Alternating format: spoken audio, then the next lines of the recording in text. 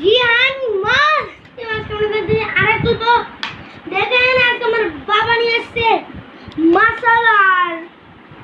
মাসালার সাথে পরাটা। আর আমি মাসালা অনেক পছন্দ করি, আমার মাসালা ফেভারিট। আর আমি এখান থেকে মাসালা নেই না, সসের সস নেই, আর এটা ডোমিনোস সস।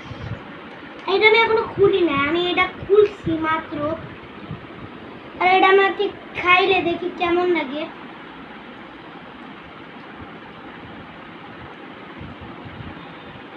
অনেক টেস্টি লাগছে। আমি এখন এটা খেয়ে দেখবো কেমন লাগে।